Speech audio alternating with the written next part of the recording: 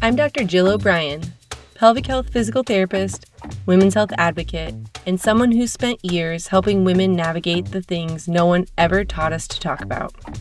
We need better conversations about topics that matter to women. This is the place for real, raw, honest conversations. And on the couch, nothing is off the table. So get comfortable, because the conversations women have been waiting for are finally happening. Welcome to the couch.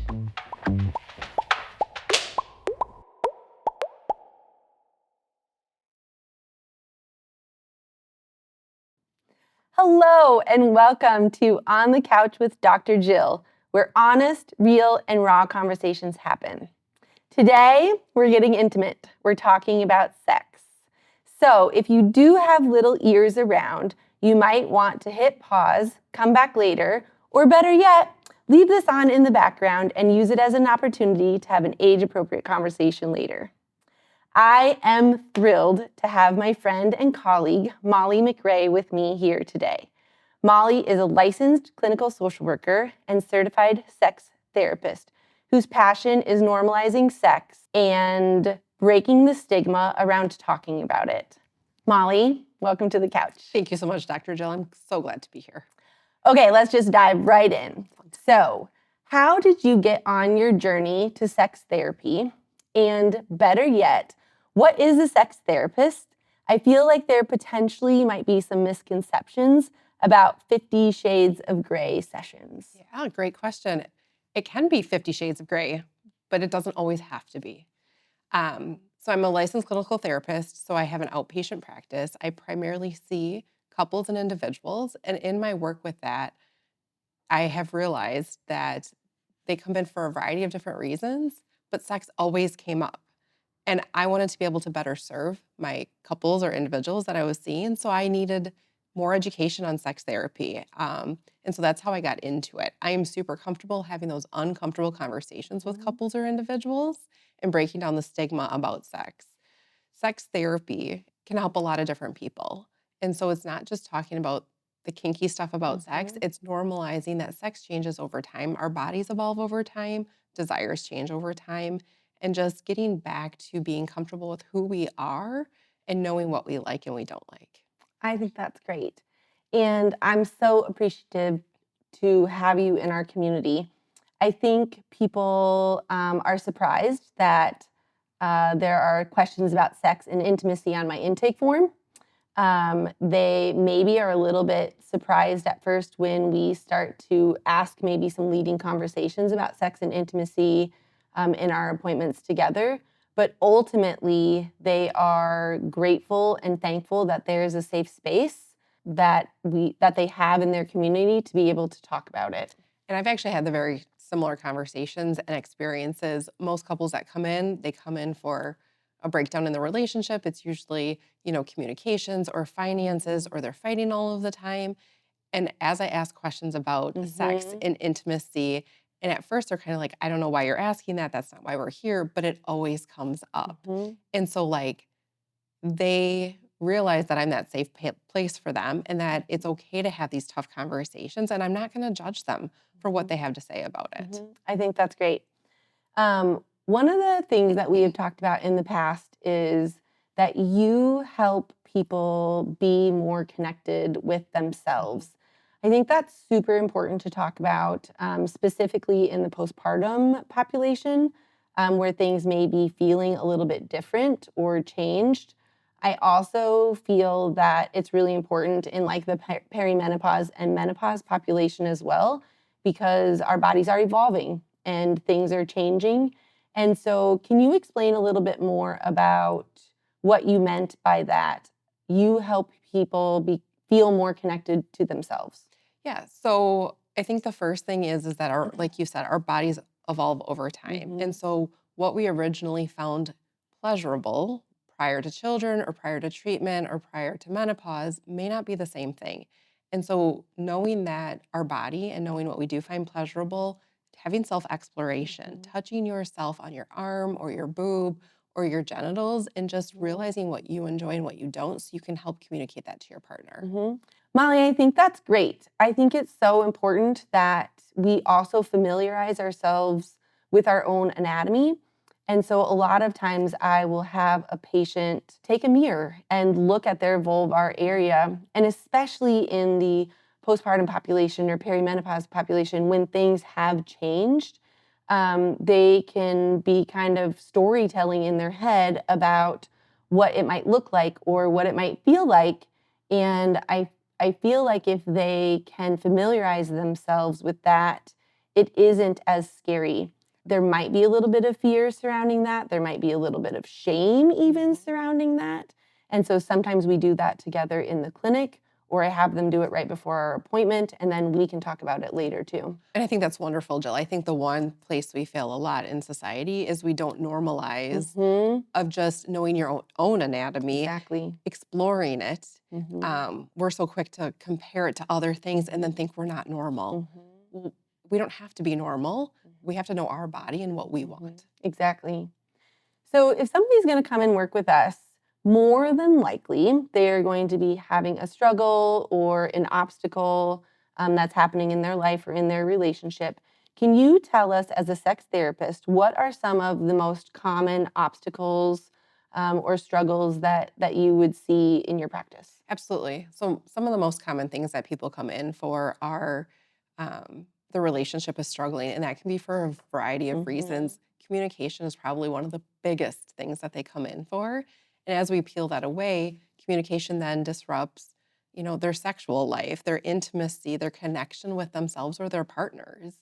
And so we really just work on building up better communication and being able to have open and honest conversations with their partners. And you had said one time in the past, you had said, one of the first things to go if there is, regardless what causes the break, right? Or if there's a communication breakdown for another reason in a relationship, one of the first things to go is intimacy. And so a lot of times those breaks happen around big life events or transitions. There's physical and emotional components of that. And those are very interconnected. And I think that's kind of where our worlds come together. And, we want to try to prevent the silos from happening. So, can you talk a little bit more about how the physical and the emotional worlds are interconnected? Absolutely.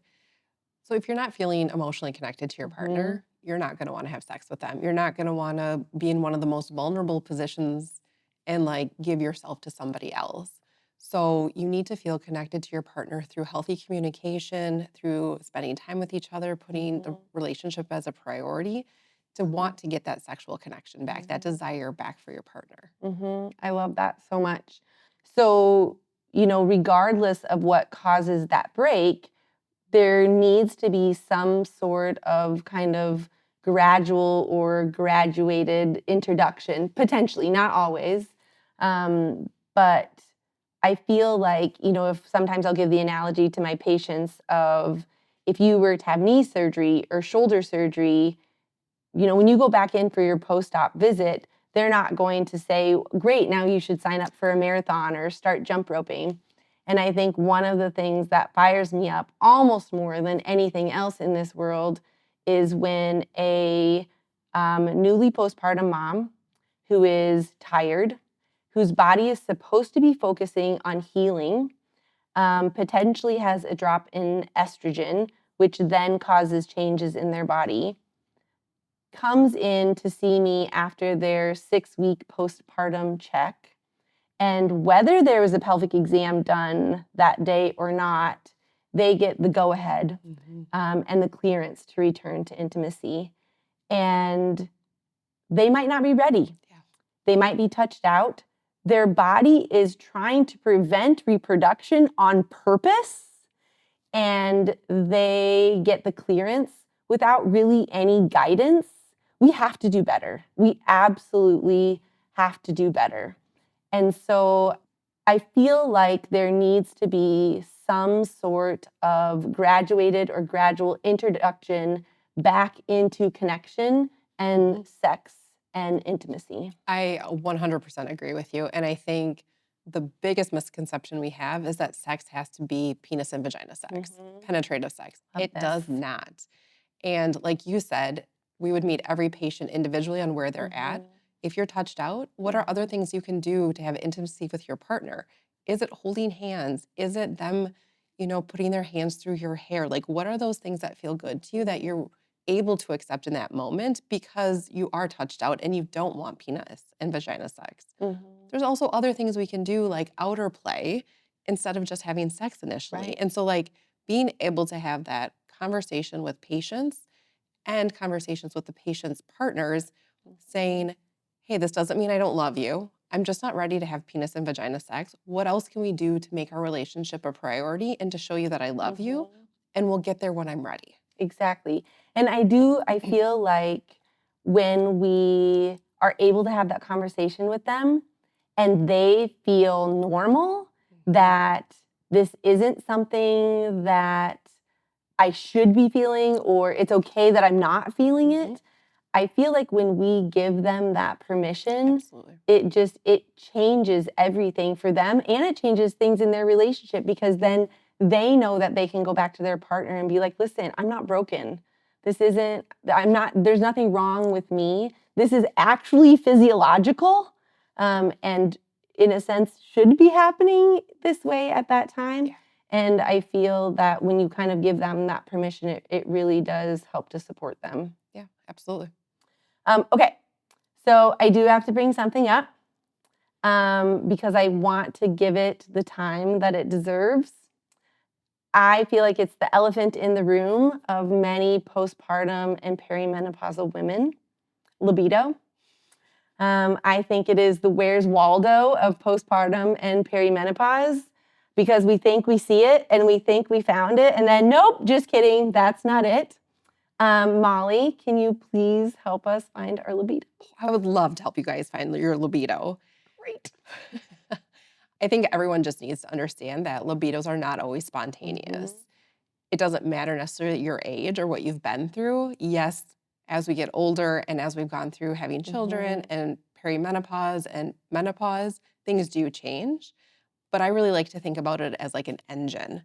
And so at the very beginning, potentially when we're younger and sex is new and exciting, our engines just start by themselves. It's easy, it's delightful, and there's no work involved. As we get older potentially, or life events happen, such as having babies or perimenopause or menopause, and we might lose our libido, it's not that simple. And so we have to think about what can we do to start our own engines. I love that. So please give us some tips and tricks about how we can jumpstart our engines. I would love to give you some tips and tricks. So some things you can do that I don't think is often thought about is like a soft startup. So could your partner like run their hands through your hair? Could they have like a gentle kiss with you? Think about your physical environment. Do you want to turn the lights down? Do you need candles or soft music? Are there things preventing you from being present in the moment? Like, do you have 100 things in your mind that you need to check off that maybe you can give your partner to do so that it frees up that space for you so you can just be in that moment and present when they're, wanting to initiate sex? So what you're saying is that by my partner going to the grocery store or doing dishes, that could potentially act as foreplay. 1000%. And I would have you think about it of like, how do you spice it up a little bit? Do you buy a really sexy apron for him to wear and he's going to do dishes in it? I think that's great. We just kind of had our own sex therapy session. We sure did. I really appreciate that, Molly. Okay. One of the conversations that we had before today, we were talking about scheduling intimacy. And I feel like we both had really good thoughts on the pros and cons of that. So one of the reasons why I might have a patient schedule intimacy, many times my patients are coming in because they might be having pain with sex. Sure. And so they might need to do things a little bit differently to prepare themselves mentally or physically. They might need to work more on arousal. They might need to do some breathing exercises, some stretching. They might need to use a vibrator or a pelvic wand to loosen up some of their pelvic floor muscles. And so by scheduling it with their partner, so not necessarily on like every Tuesday at 6, but okay, baby is with grandma. we are going to be alone tonight. Like, what do you think about, potentially trying to get back into intimacy or having sex? And so both parties know that it's going to happen, which could be arousing, then also allows the partner to kind of prepare themselves mentally and physically. But when we were having this conversation, you had great thoughts on how scheduling could potentially not be the best thing. And that was so interesting to me. And it has given me pause in my practice of how I talk to my patients about this. And so I really want you to explain your thoughts on that. I would love to, but I want to back up for a second. Perfect. When you talked about baby going to grandma's Yeah. house and having time together, and that could be arousing, that could be a way to start your engine. Ooh, yeah. Because then you have the time to like Got it. do some routines, take a bath, Yeah. get your engine going. So if that does work for the couple, they Great. can have a great intimacy. Right. My thoughts though on scheduling is early in my career, I actually offered that to couples who are struggling to find time to have intimacy. Because if you're not having intimacy roughly twice a month, it becomes super awkward, right? And then how do you get back into it because you've been away from it for so Right. long?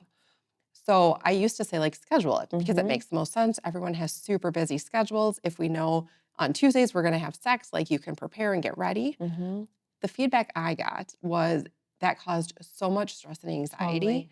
and they weren't able to have successful, meaningful sex. Because they were thinking too much about They were timelines. Correct. And they weren't able to be present in the moment. And so like for most of my couples, it just didn't work for them to have like a set day to have sex. That's so great, Molly. And I think it also totally highlights the importance of meeting our patients where they are. And it's a case-by-case basis, which is why it's so important to have people like you in our community as a resource to help them figure out what works for them and what doesn't. Okay, so last question. You talked about working both with individuals and with couples. So if you were working with an individual and they wanted to have this conversation with their partner and weren't sure how to get started having this conversation, can you talk a little bit about how you would approach that, and how an individual could start to have this conversation with their partner about sex and intimacy? Yes. So my approach would be for them to start the conversation with their partner and just let them know how much they love them and that this has been weighing on their mind and that it's bothering them that either they don't have the intimacy or the sex and that they just want to talk about ways that they can kind of work through this. I think the best thing to do is start with any I statements because then the partner in theory should not get defensive because you're not coming at them. They're not feeling like they're being attacked of like, well, we don't have sex. Why? Like, what's the problem? It's your fault or my fault. Correct. And it's just like, I feel this way. I'm struggling because we don't have the connection and intimacy. You're important to me and I want to figure out how we can get through this together. I think that's great. And you also spoke before about how it can feel like if there's one party that always starts it, one part of the couple that always starts it, and one part of the couple that maybe is the one that, I don't know if deny is the right word, but there can be feelings that go both directions about putting effort into the relationship and being denied. And I think those are all super valid feelings. And hopefully, like either they can have these conversations individually with their partner or come to a sex therapist and we can have some of those conversations because there are lots of feelings. A lot of times, if you're the one that's always initiating, you don't feel desired by the other party. If you're always initiating and they say no, then you can feel rejected. And I'm sure those are not the intentions of the other partner. And so like figuring out that and having those hard conversations are important. I think that's so important because, whatever caused the break, maybe it was physical, but then that leads into more of a mental and emotional, and then you get so far down the road and it kind of snowballs out of control that it's so hard to get back. And they might not even realize what initially caused the break or where they're at. And then, like you said, it gets awkward and it gets uncomfortable and people just get to the point where they don't really know what to do. And so when I have a patient in my office and I can tell that that's I have helped them with the physiological part, with the pain, but I can tell that there is still some of that awkwardness there. Maybe they're struggling to figure out how to get back to that starting point. That's when I would really lean on you, and send them your way to help them kind of unpack some of that stuff so that those two worlds again can be interconnected. Which is super appropriate. And I think for patients to know that they're not going to come in and just talk Right. about sex. And by no Mhm. means am I going to push sex. Sex is a part of what I do, and that's not all of sex therapy. But we have to deal with the things that got them where they are. And so, Mhm. was it lack of communication? Was it conflict within the relationship, built up Mhm. resentments? We have to work through that stuff. Mhm. And then we get back into the connection and Mhm. the belonging, and then wanting to have the intimacy and sex with our partners. And I think, like when we're talking about kind of how things kind of snowball out of control, um, a lot of times in my world, somebody might be coming in because of pain with sex, right? And so they may, in the past, something that felt good to them, that maybe had led to sex in the past, now because of whatever caused the break, whether that was physiological or emotional, now that same touch it isn't arousing anymore like it used to be, and it's actually contributing to maybe more fear or tension of their pelvic floor. And so I feel like you do a very good job explaining how touch does not necessarily have to mean intimacy, Yeah. and how we need to get back to that. I do. And I think a big part of it is like our brains are just wired that way, that anytime you get touched by your spouse, like if touch then leads to sex, anytime you get touched, Right. your body goes to, oh my gosh, we're going to have sex. And your pelvic floor might start to get tight. Exactly. And so we have to reintroduce that touch can just be pleasurable in itself, Mhm. and it doesn't have to lead to anything. And then that's also how we get people like out of their minds and back into their body and Love just that. experiencing the pleasure of like a simple touch. And again, talking, to kind of bring it back to touching yourself, and not even necessarily in a sexual or pleasurable way, Right. but just almost like desensitizing yourself to touch, because as a postpartum mom, you might be touched out. 100%. And so I think it's so great that you are holding a space for people to figure out how that all fits together. So, do you have any closing thoughts for our audience today? What I want our viewers to take away from this is that sex can be fun. Our bodies evolve over time. Our pleasure points and what we find to be desirable changes over time, and that's okay. And it's normal for sex to change with it. So I just really want everyone to be like empowered that they can continue to have sex in whatever way that they can, and that it's okay.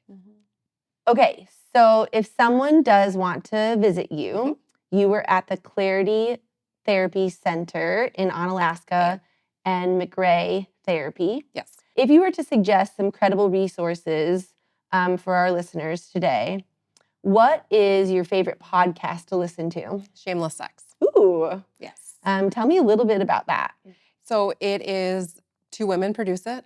Okay. And they had their own life experiences and realized that as a society, we don't talk about sex well. And really, they just like break down any misconceptions that there might be out there. And they talk about all the topics that you would want to hear about. So you can really pick and choose the things that are interest you. Or like that apply to you. Absolutely. And so I know that our favorite book is the same. It is. And so what is your favorite book to recommend? Come As You Are by Mollie McRae. And she is amazing. She is super amazing. And then social media, you're not on social media a ton. And so one of my favorite folks to follow on social media is Jimmy on relationships.